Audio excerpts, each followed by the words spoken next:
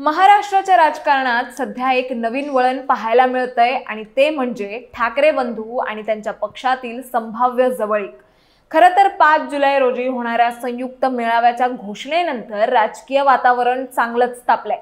या मेळाव्याच्या पार्श्वभूमीवर मराठी भाषेच्या मुद्द्यावरून उद्धव ठाकरे आणि राज ठाकरे एकत्र येत असल्याची चर्चा जोरात आहे। याच वेळी भाजप खासदार नारायण राणे यांनी उद्धव ठाकरेंवर तीव्र टीका केली आहे। राणे यांनी उद्धव ठाकरेंवर राज ठाकरेंना पक्षातून बाहेर काढण्यासाठी छळल्याचा आणि त्रास दिल्याचा आरोप केला। मात्र त्यांच्या टीकेवर ठाकरे गटाच्या भास्कर जाधव यांनी जोरदार पलटवार केला। त्यामुळे नारायण राणे असं काय म्हणाले जेणेकरून भास्कर जाधव एवढे संतापले, याबद्दलच सविस्तर जाणून घेऊयात या व्हिडिओच्या माध्यमातून। त्यासाठी व्हिडिओ शेवटपर्यंत नक्की बघा।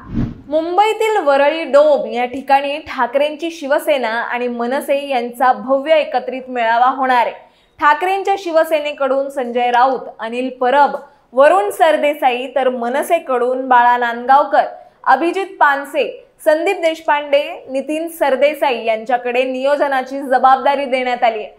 खरं तर विजयी मेळाव्याच्या निमित्ताने राज ठाकरे आणि उद्धव ठाकरे तब्बल 20 वर्षांनी एकत्र एकाच व्यासपीठावर पाहायला मिळणार आहेत। याच दरम्यान भाजपचे खासदार नारायण राणे यांनी ठाकरे गटाचे प्रमुख आणि माजी मुख्यमंत्री उद्धव ठाकरे यांच्यावर तीव्र टीका केली आहे।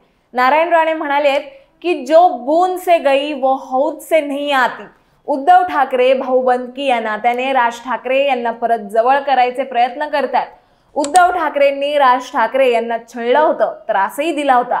राज ठाकरेंना पक्षाबाहेर जायला उद्धव ठाकरे यांनीच प्रवृत्त केलं होतं, त्याची यांना जाणीव नाही वाटतं आणि आता का म्हणून लाळ ओकत आहेत असा प्रश्न नारायण राणेंनी उपस्थित केला। पुढे नारायण राणे म्हणालेत, राज ठाकरे, नारायण राणे, गणेश नाईक, एकनाथ शिंदे यांनी शिवसेना वाढीसाठी आयुष्य दिलं, मात्र त्यांना बाहेरचा रस्ता दाखवण्यात आला। माननीय बाळासाहेब ठाकरे यांनी शिवसेनेला सत्तेत बसवलं, परंतु उद्धव ठाकरेंनी सत्ता घालवली। त्यामुळे शिवसेनेच्या अधोगतीला पूर्ण जबाबदार उद्धव ठाकरेच आहेत। गेलेले परत मिळवण्याची धमक, क्षमता आता उद्धव ठाकरेंमध्ये नाही, अशी जिव्हारी लागेल अशी टीका नारायण राणे यांनी पोस्टच्या माध्यमातून सोशल मीडियावरून केली आहे। जो बूंद से गई वो हौद से नहीं आती असं म्हणत उद्धव ठाकरे भाऊबंदकी या नात्याने राज ठाकरे यांना परत जवळ करायचे प्रयत्न करतायत।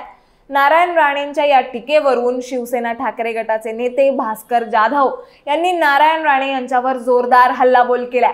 भास्कर जाधव म्हणाले की 8 दिवसांपूर्वीच मनसेचे नेते प्रकाश महाजन यांनी नारायण राणेंना त्यांची जागा दाखवून दिली आहे। राणे यांनी राज ठाकरे यांच्याबद्दल किंवा त्यांच्या मुलांबद्दल जे वक्तव्य केलं त्यावर प्रकाश महाजन यांनी नारायण राणे हा एक एहसान फरामोश माणूस आहे असं म्हटलं होतं।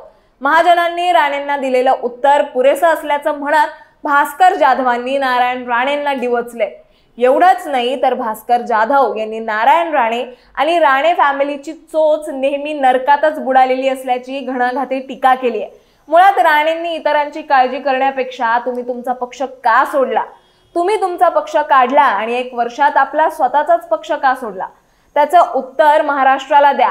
तुम्ही काँग्रेस पक्ष का सोडला, त्याचं उत्तर महाराष्ट्राला द्या। तुम्ही भाजपाच्या चिपळूणच्या मेळाव्यात रवींद्र चव्हाण यांना इशारा का दिला, त्याचं उत्तर राणेंनी द्यावं असा टोलाही जाधवांनी लगावलाय। तसं बघायला गेलं तर हा मेळावा फक्त हिंदीच्या सक्ती विरोधातील विजयाचा उत्सव नसून मराठी अस्मितेच्या राजकारणाला नवं वळण देण्याची शक्यता आहे। उद्धव ठाकरे यांनी यापूर्वीच मनसेशी युतीची शक्यता सूचित केली आहे। 19 जूनला त्यांनी म्हटलं होतं, मराठी माणसाच्या मनात जे आहे तेच मी करेन।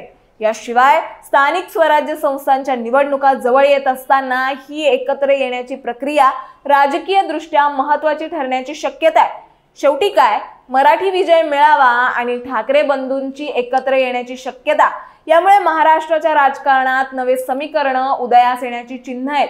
नारायण राणे आणि भास्कर जाधव यांच्यातील शाब्दिक चकमक याला आणखीनच रंगत आणते। त्यामुळे या घडामोडींचा भविष्यातील स्थानिक निवडणुकांवर आणि मराठी अस्मितेच्या राजकारणावर काय परिणाम होईल हे बघणं आता महत्त्वाचं ठरेल। तुम्हाला याबद्दल काय वाटतं हे आम्हाला कमेंट्समध्ये नक्की कळवा आणि अशाच माहितीपूर्वक व्हिडिओ बघण्यासाठी लगेचच सबस्क्राइब करा प्राईम टाइम महाराष्ट्राला।